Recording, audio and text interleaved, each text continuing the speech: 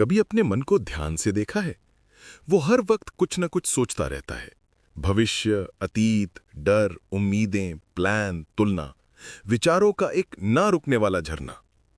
वैज्ञानिक कहते हैं कि हम दिन में लगभग 60,000 से ज्यादा विचार सोचते हैं, पर इनमें से ज्यादातर दोहराए हुए होते हैं, कल के, परसों के या कई साल पुराने। मानो मन एक टूटा हुआ रिकॉर्ड हो जो बार बार वही धुन बजा रहा हो। अब जरा रुकिए और खुद से पूछिए, ये विचार आखिर आते कहां से हैं? कौन सोच रहा है, मैं या मेरा मन अपने आप? और क्या मैं अपने विचारों को चुनता हूं या वो मुझे चला रहे हैं? यही सवाल आपको एक नए स्तर की समझ की ओर ले जाता है। इसे कहते हैं मेटाकॉग्निशन, यानी अपने विचारों को देखना, उन्हें पहचानना, उन्हें समझना। जैसे कोई अभिनेता मंच पर अभिनय कर रहा हो और अचानक उसे याद आ जाए, मैं किरदार नहीं, मैं अभिनेता हूं। वैसे ही जब आप अपने विचारों को देखते हैं तो समझ आता है, मैं अपने विचार नहीं हूं, मैं उन्हें देखने वाला हूं। मेटाकॉग्निशन कोई जटिल विज्ञान नहीं, ये बस रुकने और देखने की कला है। जब आप सोचते हैं, मुझे गुस्सा आ रहा है, वो सोच है। लेकिन जब आप सोचते हैं, अभी मेरा मन गुस्से वाले विचार बना रहा है, वो मेटाकॉग्निशन है। बस यही फर्क इंसान को सोचने वाला जीव से समझने वाला जीव बना देता है, क्योंकि अब आप सिर्फ विचारों के गुलाम नहीं रहे, आप उनके साक्षी बन गए हैं। जब आप अपने विचारों को देखना सीख लेते हैं, तो आपको यह ताकत मिलती है कि किस सोच पर ध्यान देना है और किसे बस गुजर जाने देना है। धीरे धीरे यही कला आपके अंदर गहरी शांति और स्पष्टता लाती है। अब मन आपके ऊपर नहीं चलता, आप मन को देखना सीख जाते हैं। यही है मेटाकॉग्निशन, सोच के पार की सोच, जहां आप अपने ही मन के दर्शक बनते हैं और वहीं से शुरू होती है असली समझ की यात्रा। पार्ट 1, मेटाकॉग्निशन क्या है? सोचा है कभी आपका दिमाग कैसे सोचता है? वो जो लगातार बातें करता है आपके अंदर, कभी भविष्य की चिंता, कभी अतीत की गलती, कभी किसी से झगड़े की याद। हम ज्यादातर वक्त अपनी सोच के भीतर फंसे रहते हैं। लेकिन क्या कभी आपने अपनी सोच को खुद देखा है? यही कला है मेटाकॉग्निशन। ये शब्द दो हिस्सों से बना है। मेटा का मतलब है ऊपर या परे, और कॉग्निशन का मतलब है सोचना, समझना या जानना। तो सरल भाषा में कहें तो मेटाकॉग्निशन मतलब है अपनी सोच को ऊपर से देखना। यानी जब आप सिर्फ सोच नहीं रहे होते, बल्कि ये भी देख रहे होते हैं कि आप सोच रहे हैं। उदाहरण के लिए, अगर आप सोचते हैं मुझे गुस्सा आ रहा है, तो ये साधारण सोच है, यानी कॉग्निशन। लेकिन जब आप कहते हैं अभी मेरा मन गुस्से वाले विचार बना रहा है, तो यह है मेटाकॉग्निशन। देखिए, फर्क बहुत छोटा है, पर असर बहुत बड़ा। पहले वाले में आप अपने गुस्से से जुड़ जाते हैं, दूसरे में आप अपने गुस्से को देखते हैं। पहले में आप सोच के भीतर हैं, दूसरे में आप सोच के ऊपर हैं। और जैसे ही आप अपने विचारों के ऊपर से उन्हें देखना शुरू करते हैं, एक गहरा बदलाव आता है। आप अपने मन से थोड़ी दूरी पर आ जाते हैं। आप महसूस करते हैं कि मेरे विचार मैं नहीं हूं, मैं वो हूं जो इन विचारों को देख रहा हूं। यही दूरी, यही ठहराव आपको अंदर से शांत करता है। वो आपको प्रतिक्रियाशील नहीं, बल्कि सजग बनाता है। अब मन गुस्सा बनाता है, आप देखते हैं। वो डर दिखाता है, आप पहचानते हैं। वो कहानी रचता है, आप मुस्कुराते हैं। और इस प्रक्रिया में आप अपने ही भीतर एक नया दृष्टिकोण पा लेते हैं, दृष्टा बन जाते हैं। जब बुद्ध ने कहा था, देखो, बस देखो, वो इसी बात की ओर इशारा कर रहे थे। उन्होंने सिखाया कि जब आप अपने विचारों और भावनाओं को बिना जजमेंट के देखते हैं, तो मन अपने आप शांत हो जाता है। आधुनिक मनोविज्ञान ने भी इसी अनुभव को एक नाम दिया, मेटाकॉग्निटिव अवेयरनेस, यानी वो जागरूकता जो हमें ये समझने देती है कि मैं सोच रहा हूं, ये भी एक विचार है। और जब ये समझ गहराई से आती है, तो आप सोच से आजाद होने लगते हैं, ना कि सोच से लड़ने लगते हैं। यही मेटाकॉग्निशन की असली ताकत है। ये आपको अपने मन का मालिक बनाती है, उसका गुलाम नहीं। अब विचार उठेंगे, भावनाएं आएंगी, पर आप उनमें बहेंगी नहीं।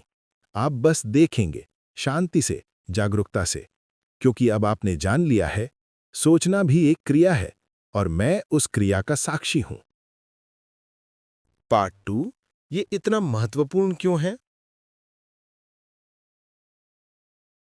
जरा सोचिए, हमारी जिंदगी में जो दुख, तनाव या बेचैनी आती है, क्या वो हमेशा किसी घटना से आती है? नहीं, अक्सर तकलीफ घटना से नहीं, बल्कि उस पर हमारे विचारों से पैदा होती है। घटना तो एक पल की होती है, पर उस पर सोचते सोचते हम उसे दिनों, हफ्तों, यहां तक कि सालों तक खींच देते हैं। मान लीजिए किसी ने आपको कहा, तुम बहुत आलसी हो। बस एक वाक्य, लेकिन अब आपके दिमाग में दो तरह के रास्ते खुलते हैं। पहला रास्ता, आप तुरंत विश्वास कर लेते हैं, शायद वो सही कह रहा है, मैं सच में बेकार हूं। अब ये एक विचार नहीं रहा, ये आपकी पहचान बन गया। विचार ने आपको पकड़ लिया। दूसरा रास्ता, अब थोड़ी देर रुकते हैं और सोचते हैं कि ये सिर्फ एक शब्द है, पर मेरा दिमाग इसे सच मानने की कोशिश कर रहा है। अब आप उस विचार को देख रहे हैं, उसमें खो नहीं रहे। पहले मामले में आप विचार के किरदार बन गए, दूसरे में आप दर्शक बन गए। यही फर्क मेटाकॉग्निशन सिखाता है। ये हमें याद दिलाता है कि हमारा मन एक कहानीकार यानी स्टोरी टेलर है। वो हर बात को एक कहानी में बदल देता है। उसने ऐसा कहा मतलब वो मुझे पसंद नहीं करता। उन्होंने मुस्कुराया नहीं मतलब मैं बेकार हूं। मन कहानियां बनाता है, भावनाएं जोड़ता है और फिर हमें वही कहानी सुना सुनाकर यकीन दिला देता है कि यही सच है। लेकिन मेटाकॉग्निशन कहता है, रुको, जरा देखो, कहानी तो मन बना रहा है, तुम वो कहानी हो नहीं, तुम वो कहानी देख रहे हो। सोचिए कितना अद्भुत फर्क है। अगर आप हर विचार को तुरंत सच मान लेंगे तो हर शब्द, हर स्थिति, हर राय आपको हिला देगी। पर अगर आप अपने विचारों को देखने की आदत डाल लेते हैं तो वही बातें अब आपको हिला नहीं पाती, क्योंकि अब आप जानते हैं कि विचार सिर्फ आवाज है, हकीकत नहीं। मेटाकॉग्निशन आपको ये शक्ति देता है कि आप अपने मन की बनाई हर कहानी पर जांच लगा सकते हैं। आप तय कर सकते हैं कौन सा विचार मेरे लिए उपयोगी है, कौन सा विचार बस पुराने डर या अहंकार से आया है। यहीं से शुरू होती है मेंटल फ्रीडम, मानसिक स्वतंत्रता। अब विचार आपको नहीं चलाते, आप तय करते हैं कि किस दिशा में सोचना है। अब गुस्सा आता है तो आप पहचानते हैं, ये गुस्सा उठ रहा है, पर मैं ये गुस्सा नहीं हूं।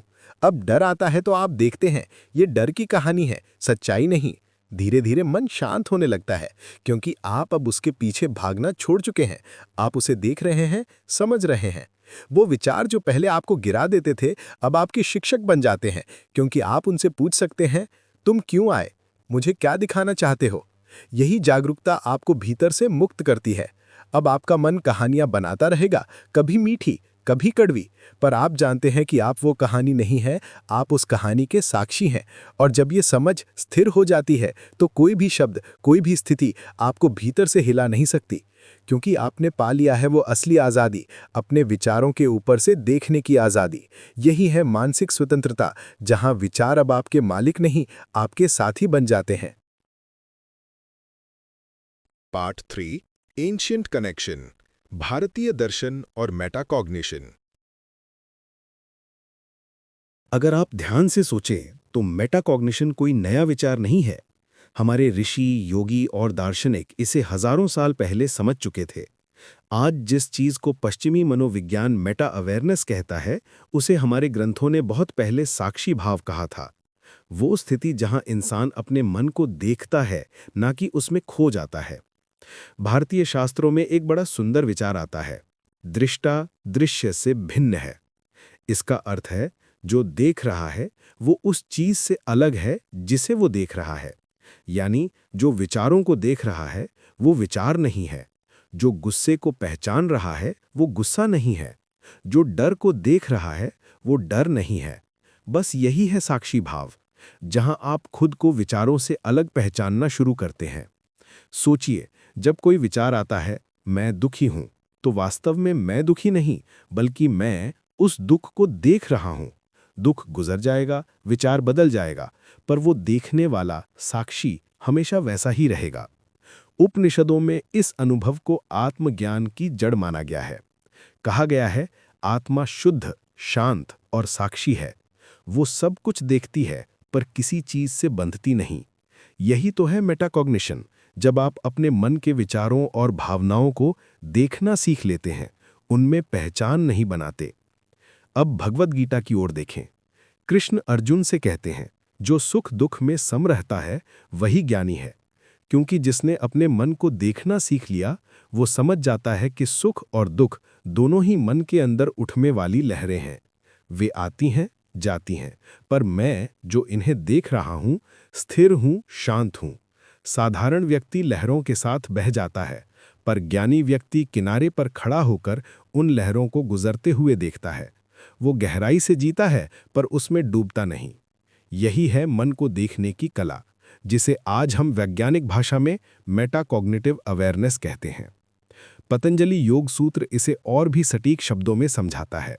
योग सूत्र 1.3 कहता है, तदा दृष्टुः स्वरूपे अवस्थानम, यानी जब मन की तरंगें शांत हो जाती हैं तो दृष्टा यानी देखने वाला अपने असली स्वरूप में स्थित हो जाता है। दिमाग का शोर कम होते ही आप महसूस करते हैं कि आप अपने विचार नहीं हैं, आप वो हैं जो उन विचारों को देख सकता है। ये अनुभव कोई रहस्यमयी साधना नहीं, बल्कि एक बहुत साधारण पर गहरी समझ है। सोचना नहीं, सोच को देखना। जब आप मन को देखना शुरू करते हैं तो भीतर एक स्पेस बनता है जिसमें भावनाएं आती हैं पर टिकती नहीं, विचार उठते हैं पर असर नहीं छोड़ते। यही स्पेस ही साक्षी भाव है। दिलचस्प बात यह है कि पूर्वी दर्शन और आधुनिक मनोविज्ञान अब एक ही भाषा बोलने लगे हैं, बस शब्द अलग हैं। पश्चिम कहता है मेटा अवेयरनेस, पूर्व कहता है साक्षी भाव। पश्चिम इसे समझाता है प्री फ्रंटल कॉर्टेक्स और सेल्फ ऑब्जर्वेशन के रूप में, पूर्व कहता है अंतर का साक्षी। लेकिन दोनों का अनुभव एक ही है। जब आप अपने विचारों से पहचान तोड़ लेते हैं तो मन शांति में उतरता है। तो आप चाहे इसे मेटा अवेयरनेस कहें या साक्षी भाव, मूल बात एक ही है, मन को रोकना नहीं, उसे देखना सीखिए। क्योंकि जब आप मन को देखने लगते हैं तो उसके नाटक का हिस्सा नहीं रहते, बल्कि उस नाटक के साक्षी बन जाते हैं। और जब ये साक्षी भाव पक्का हो जाता है तो कोई भी सुख या दुख आपको डिगा नहीं सकता, क्योंकि तब आप जान चुके होते हैं, मैं वो नहीं जो सोचता है, मैं वो हूं जो सोच को देखता है। यही है भारत की प्राचीन आध्यात्मिक परंपरा का सार और आधुनिक मनोविज्ञान की सबसे बड़ी खोज। पार्ट 4, मेटाकॉग्निशन कैसे काम करता है। अब जरा इस बात को वैज्ञानिक नजरिए से समझने की कोशिश करते हैं। हमारा मस्तिष्क दरअसल एक साथ दो हिस्सों में काम करता है। पहला हिस्सा है थिंकिंग ब्रेन, जिसे वैज्ञानिक भाषा में प्री फ्रंटल कॉर्टेक्स कहते हैं। यह दिमाग का वो भाग है जो हमें योजना बनाना, तर्क करना, निर्णय लेना और स्थिति का विश्लेषण करना सिखाता है।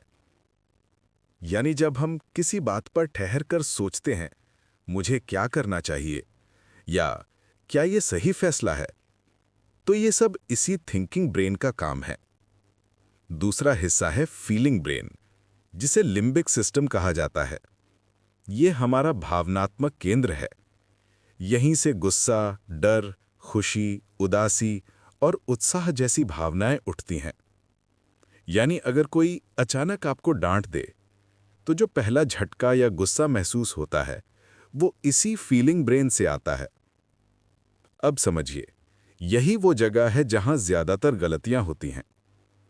क्योंकि जब कोई घटना होती है, जैसे किसी ने आपको कुछ कठोर कह दिया या कोई अप्रत्याशित समस्या सामने आ गई, तो हमारा दिमाग पहले भावना बनाता है और बाद में विचार। पहले फीलिंग ब्रेन सक्रिय होता है, मुझे बुरा लगा, मैं डर गया, मैं अपमानित हुआ। फिर कुछ सेकंड बाद थिंकिंग ब्रेन धीरे धीरे उसे समझने की कोशिश करता है। क्या सच में उसने मेरा अपमान किया?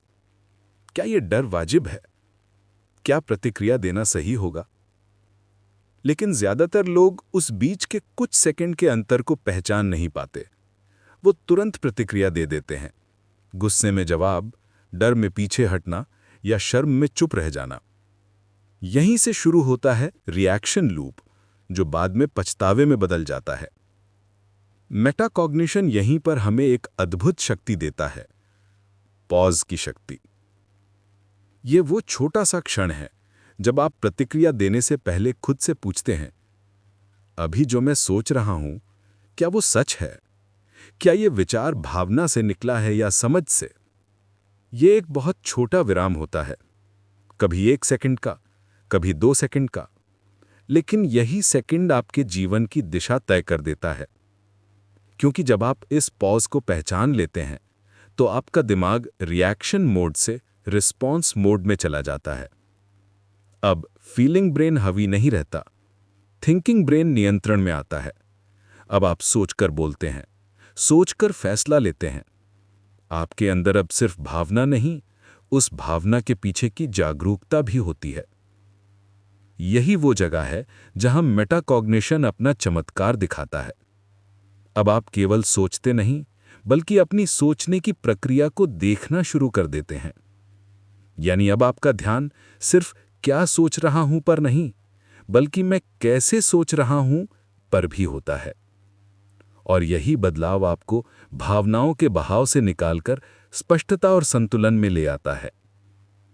धीरे धीरे ये अभ्यास आपके दिमाग में एक नई आदत बनाता है। अब जब कोई कठिन स्थिति आती है, आप तुरंत प्रतिक्रिया नहीं देते। आपका मन खुद से कहता है, रुको, देखो, समझो। ये रुकना ही आपका मेटाकॉग्निटिव मूवमेंट है, जहां सोच अब स्वतः नहीं बहती, बल्कि आपकी चेतना के प्रकाश में साफ दिखाई देने लगती है। यहीं से शुरू होती है असली बुद्धिमत्ता की प्रक्रिया, जहां इंसान सिर्फ सोचता नहीं, बल्कि सोच को समझने लगता है।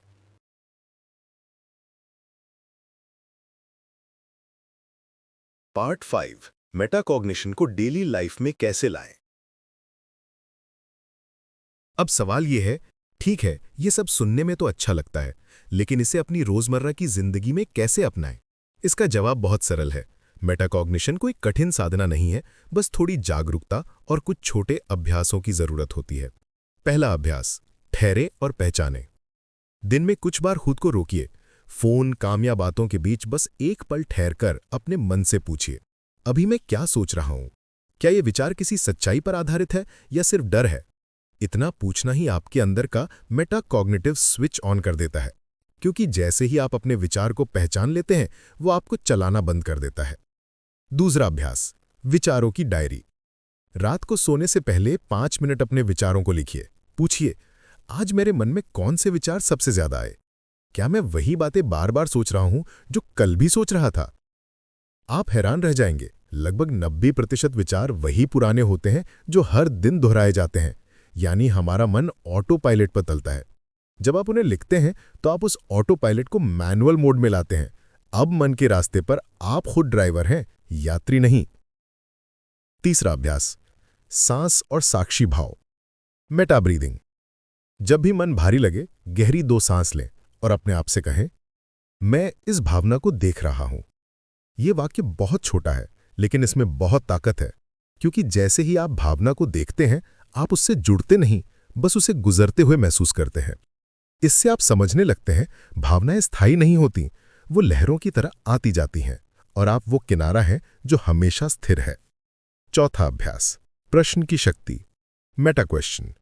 किसी भी निर्णय से पहले खुद से एक सवाल पूछिए, क्या ये मेरा विवेक बोल रहा है या मेरा डर? ये छोटा सा सवाल आपको स्वचालित सोच से बाहर निकाल देता है। धीरे धीरे आप अपने सोचने के पैटर्न को पहचानने लगेंगे, कब आप डर से निर्णय लेते हैं और कब स्पष्टता से। इन 4 सरल अभ्यासों को अगर आप रोज के जीवन में थोड़ा थोड़ा अपनाएं, तो आप पाएंगे कि मन अब आपको नहीं खींचता, आप मन को दिशा दे सकते हैं। यही मेटाकॉग्निशन की खूबसूरती है। ये कोई भारी विचार नहीं, बल्कि रोजमर्रा की सजगता का अभ्यास है। धीरे धीरे, बिना ज्यादा कोशिश के, आप देखेंगे कि मन अब सिर्फ सोचता नहीं, बल्कि सोच को भी समझता है, और यही है जागरूकता से आत्मनियंत्रण की शुरुआत।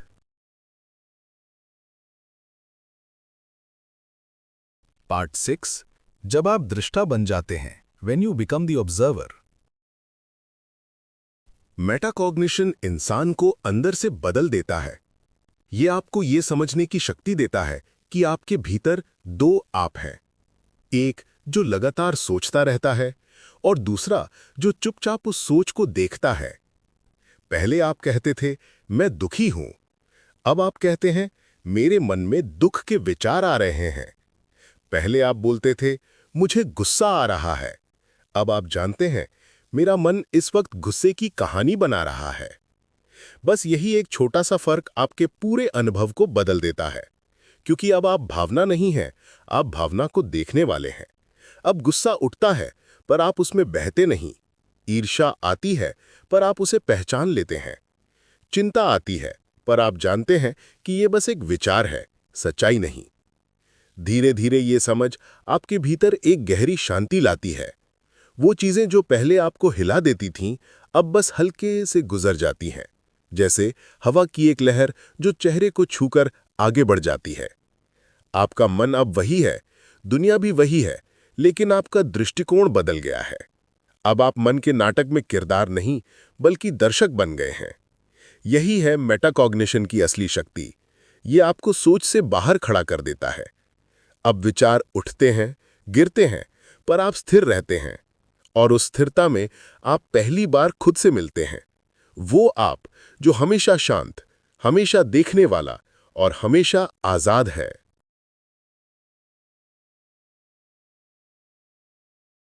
पाठ 7, स्व जागरूकता का उपहार, the gift of self awareness.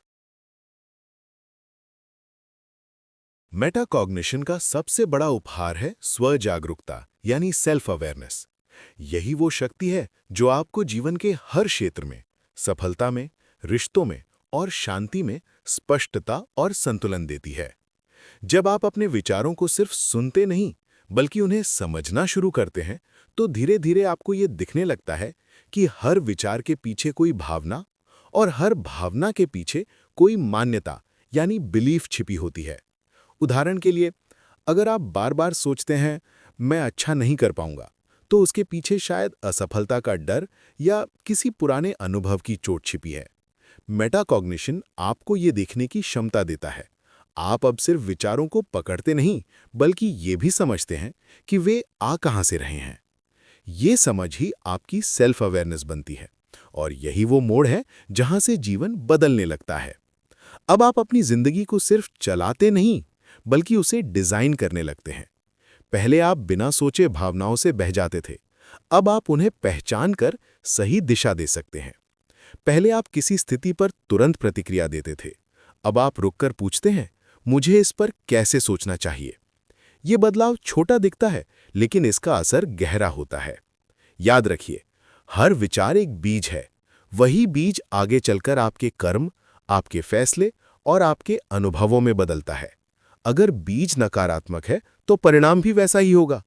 लेकिन जब आप मेटाकॉग्निशन के जरिए हर विचार को जमीन में गिरने से पहले ही पहचान लेते हैं, तो आप गलत बीजों को छांट सकते हैं। इसका मतलब ये नहीं कि आप बुरे विचारों को रोकते हैं, बल्कि आप बस उन्हें पहचानते हैं और तय करते हैं कि कौन से विचारों को पोषित करना है और किन्हें जाने देना है। धीरे धीरे आपका मन एक बाग बन जाता है, जहां सिर्फ वही विचार खिलते हैं जो शांति, आत्मविश्वास और समझ का फल देते हैं। यही है मेटाकॉग्निशन का जादू। ये आपको दूसरों पर नहीं, अपने मन पर महारत देता है। आप अब बाहरी हालात से नहीं, अपने भीतर की स्पष्टता से संचालित होते हैं। और जब भीतर स्पष्टता होती है, तो सफलता भी स्थायी होती है, रिश्ते भी गहरे होते हैं और मन भी शांत रहता है। क्योंकि तब आप जान चुके होते हैं, आपके विचार ही आपकी दुनिया है और आप ही उनके रचयिता। तो अगली बार जब आपके मन में कोई विचार उठे, मैं इतना अच्छा नहीं हूं या लोग क्या कहेंगे, तो बस एक पल रुकिए। हल्की सी मुस्कान के साथ खुद से पूछिए, क्या यह सच में मेरा विचार है या मेरी डर की आवाज? यही एक सवाल आपके भीतर की दिशा बदल देता है। उस पल आप एक आम सोचने वाले इंसान से एक जागृत चिंतक बन जाते हैं, वो जो अपने मन को चलने नहीं देता, बल्कि उसे देखना सीख गया है। यही है मेटाकॉग्निशन, सोच के पार देखने की कला, जहां आप अपने विचारों से नहीं, विचारों के साक्षी बनकर जीना शुरू करते हैं। और जब ऐसा होता है, तो मन अब आपका मालिक नहीं, आपका साथी बन जाता है। अगर इस वीडियो ने आपको थोड़ा भी रुककर सोचने पर मजबूर किया, तो समझिए आज आपके मन ने एक नई दिशा पकड़ ली है। अगले एपिसोड में हम बात करेंगे द साइंस ऑफ मेटाकॉग्निशन, दिमाग अपने विचारों को कैसे देखता है। चैनल को सब्सक्राइब करें नोटिफिकेशन ऑन करें और इस वीडियो को उस व्यक्ति के साथ जरूर शेयर करें जो अपने विचारों से थोड़ी दूरी बनाना चाहता है, क्योंकि कभी-कभी वही दूरी आपको खुद तक पहुंचाती है।